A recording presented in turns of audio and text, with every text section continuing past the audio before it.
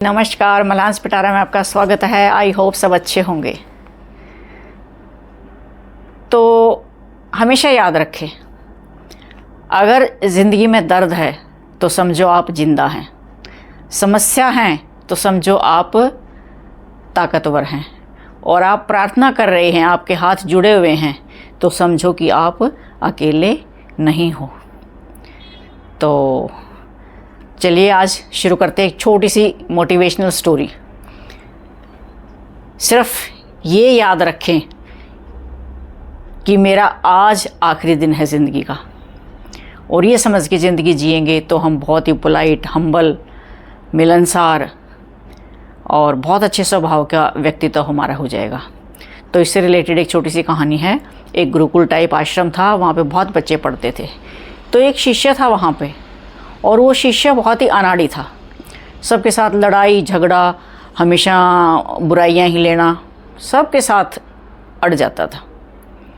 तो उसने एक दिन सोचा भी ये क्या बात है कि मेरा ये सबके साथ झगड़ा क्यों होता है। वो आश्रम के गुरु जी के पास गया, स्वामी जी के पास, कि मैं स्वामी जी से पूछता हूँ कि भाई ये क्या बात है, मैं ही क्यों सबके साथ झगड़ता रहता हूँ, ऐसा मेरा स्वभाव क्यों है, मुझे क्या करना चाहिए, क्योंकि सब मुझसे नफ़रत करते हैं, मुझे देख के मुंह फेर लेते हैं, मुझे कोई दोस्त नहीं बनाता है।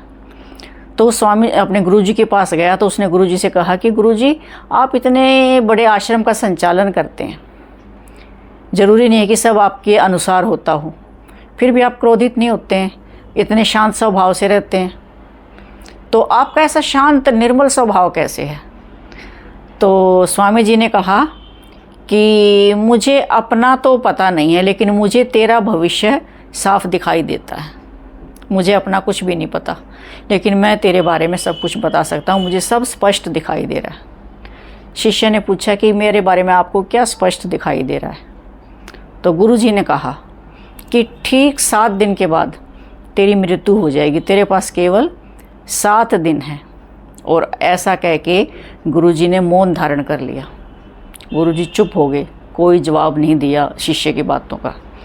शिष्य वापस चल दिया, ये सोचता हुआ कि मेरे पास तो सिर्फ 7 दिन ही हैं। तो उसके मन में ग्लानि हो रही थी कि मैं सिर्फ 7 दिन ही ज़िंदा रहूँगा, क्यों मैंने फ़लाँ व्यक्ति से झगड़ा किया, क्यों फ़लाँ साथी से झगड़ा किया, उसको क्यों गाली गलौज किया। तो उसको बहुत बुरा लगा। तो जैसे ही वो गुरुजी के पास से चला तो रास्ते में उसे जो भी मिला, पहला व्यक्ति, उससे हाथ जोड़ के माफ़ी मांगी कि भाई मुझे माफ़ कर दे, मैंने गलती में आपको भला बुरा कहा, मैंने गालियाँ भी निकाली। ऐसे ही वो चलता रहा, जिन जिन से भी मिलता, जिन जिन के साथ उसने झगड़ा किया था, जिन जिन के साथ उसने दोस्ती तोड़ी थी उसके व्यवहार की वजह से, सबसे माफ़िया मांगता रहा, मन में ये सोच के कि मेरे तो सिर्फ इतने दिन ही बाकी। 7 दिन हो गए ऐसे ही करते करते, सब लोगों से माफ़ी मांग ली और उसका स्वभाव बिल्कुल बदल गया। सब बड़े हैरान थे कि ये सबसे उद्दंड है, सबसे शरारती है, सबसे झगड़ालू प्रवृत्ति का है, ईर्ष्यालु है, और एकदम से इसमें इतना चेंज कैसे आ गया। 7 दिन पूरे होने के बाद फिर वो शिष्य अपने गुरुजी के पास गया कि गुरुजी मेरा अंतिम प्रणाम लीजिए और मेरा अंत समय तो आ गया है।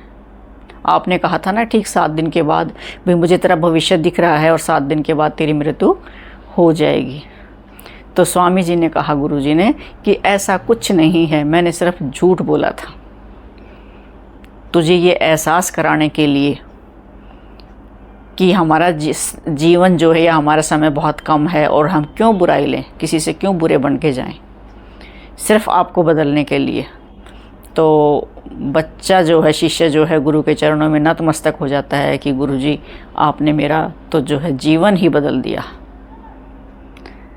तो इसलिए हर दिन ऐसे जिएं जैसे आज मेरा आखिरी दिन है।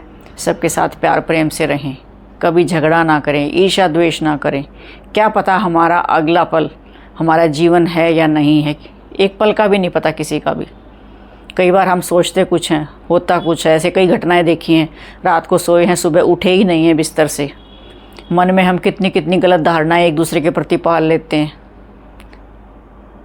बच्चों के साथ है, पति पत्नी के बीच में है, रिश्तेदारों के साथ है, पता नहीं कितनी कितनी हम ऐसी बातें, कुंठाएं अपने मन में घुंडियाँ बना लेते हैं, और जीवन एक पल में जो है छूट जाता है और बाद में पश्चाताप करते रहने वाले, उससे कोई फ़र्क नहीं पड़ता। तो समय रहते हम अपने व्यवहार को बदलें, और ये सोच लें कि आज मेरा अंतिम दिन है, तो हमारा एकदम से हमारे स्वभाव में परिवर्तन आ जाएगा। हम बहुत ही मृदुभाषी, सरल स्वभाव के, मिलनसार, सबको माफ़ करने वाले बन जाएंगे। और फिर देखना आपका जीवन कितना सुंदर हो जाता है।